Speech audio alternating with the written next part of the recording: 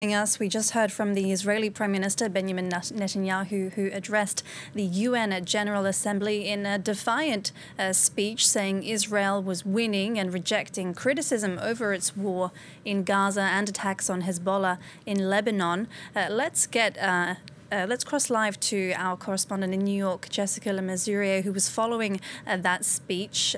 Jessica, what are your main takeaways then from that? Well, Netanyahu was angry, he was defiant, he was bellicose, and he sounded like he thinks he's on a holy mission. Indeed, he kept using religious terminology to talk about his vision of the world, of light versus dark, of good versus evil. He said he's on a holy mission, that he will bring the hostages back, and he said that Israel is winning the war and that there is no place in the Middle East that its missiles can't reach.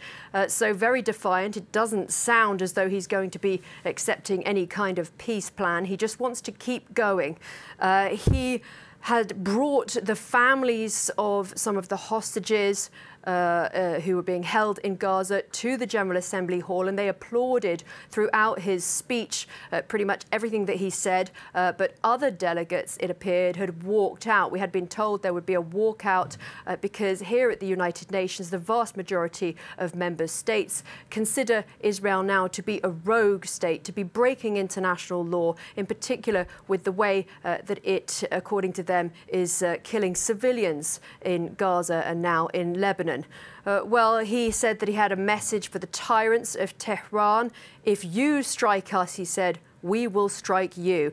And he also, as he always does when he comes here to that stage at the United Nations, brought props. He had these two maps, and he called them the blessing map and the curse map. And they represented the visions that he says are possible for the Middle East, one good in his mind and one bad. One good where Israel wins and in his vision creates a partnership between like-minded states for trade and tourism in the Middle East, and the other one bad, in which the so-called terrorists take over.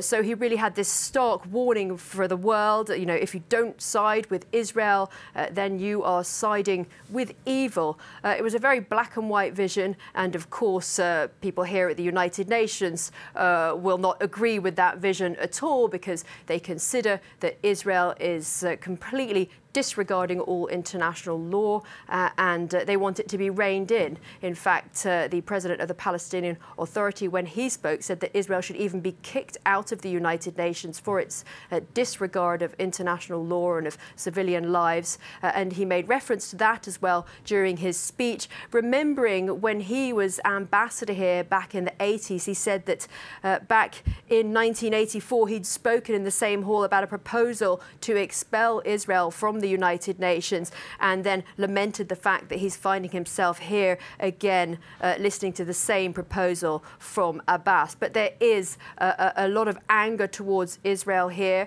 and there have also been protests in the street here in New York, Netanyahu even being here because by many he's considered a war criminal. He really just had extremely strong, bellicose, aggressive words. So now we'll be wondering if there really is any chance for any sort of negotiations on the future of Gaza. He said that there can be no role for Hamas. He said, imagine asking the Nazis to rebuild Germany. He said that Israel seeks really a demilitarized and de-radicalized Gaza. So a very forceful speech, and it will not be well received by the vast majority of delegates and countries here. All right, Jessica Le Masurier, thank you very much for following that for us from New York.